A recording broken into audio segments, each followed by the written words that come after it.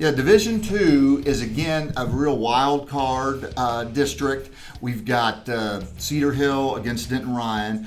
And to put Cedar Hill in focus, they played in the 5A state title last year and were leading Katy, which is a terrific team. That's right. Until late. DeMarcus Lodge for Cedar Hill he's one of the kids that we knew was good. DeMarcus Lodge was a sophomore on Cedar Hill's state championship team. Last year, he had 6 catches for 59 yards. He didn't have a catch.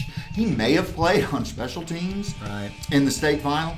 In the spring, he moves up to their number 1, and people look at him. And in a camp, he jumps immediately to one of the top receivers in the country, just by his explosion, his athleticism. And now he's putting up the production as far as numbers, and they played against Hebron, and they had Jamal Adams, who's a good defensive back, and he was guarding them, and Jamal didn't play that badly. It's just DeMarcus and his quarterback Justin McMillan have really got it going right now, and then they play in. You have to kind of keep everything in perspective. Cedar Hill, I don't know how good they are. The question is, it's only because they played in the same district as DeSoto. That's the only problem that you go, oh, why aren't they a great team? Because in the 4A bracket, they beat Denton Geyer, who is going to be, is the defending state champion. That's right. They beat them by 20 points earlier in the year. So in classification, that shows you how much classification means, how much district means.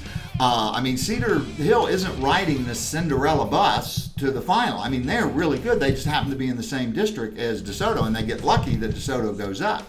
So, and we've talked about Denton Ryan. They've made 2 great comebacks the last couple weeks. We'll see if they have another one. Cedar Hill may just have a little too much depth, a little too much speed for them. It's funny. Last week, you and Kris mentioned that a lot of folks have said that the West Texas teams weren't as strong as they used to be, but the counter argument to that was made is that the Dallas-Fort Worth teams or the North Texas teams have gotten really so much better. And that's to your point of the classifications, which is very important before you get placed. And so it may seem a little bit unfair, but boy, through the regular season, it sure makes for a lot of great games, and it makes for a lot of great games in the playoffs. But sometimes there can be some early matchups that knock people out, depending on who they have to play. But thankfully, we're kind of past that now. We have some really good games coming up. But since we've been here since 2007. Just the talent level in Dallas-Fort Worth and the number of D1 commits, it has really exploded in this area. Yeah, and it's a lot of it's numbers, but a lot of it is just the focusing on positional play. We were sort of known for receivers and quarterbacks, and now some of the defensive guys are catching up. You're having, Jamal Adams. This is a great year for defensive backs. So we got defensive backs going to LSU, Stanford, Texas A&M. They're all over the place, and they're big time potentially players and defensive backs.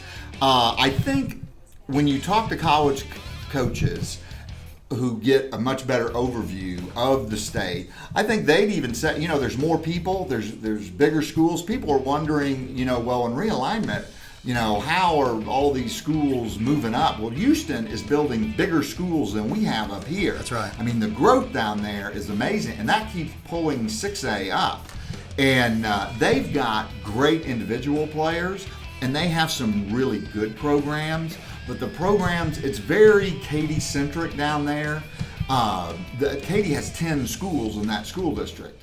And that's a real hot place to go for all the extracurricular activities. Now, you have Houston Lamar, which is in the HISD down there. Right. So, to me, that's one of the interesting things about covering high school athletics, is you really get to understand the demographics and the culture of what's happening in the state.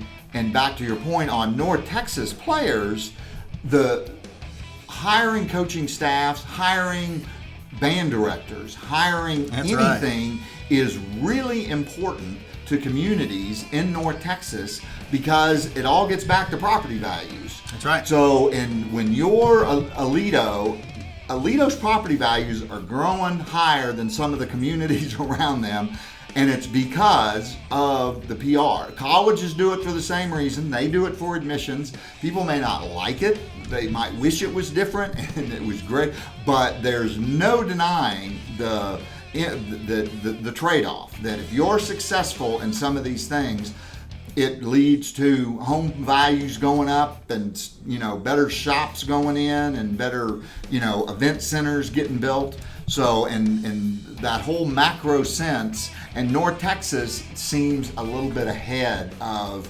I mean, there's plenty of coaches in North Texas who are assistants who could be head coaches in other parts of the state, but they have a good job where they are, and they can win. So I think there's a little bit of an edge in North Texas, the resources that they're putting into programs to some of the other parts of the state. Well, there's certainly many examples here in the North Texas area that could point to that. I mean, Frisco, look at the size, the build out of Prosper, all the north areas. Yeah. I mean, it really is. South Lake Carroll's another good example.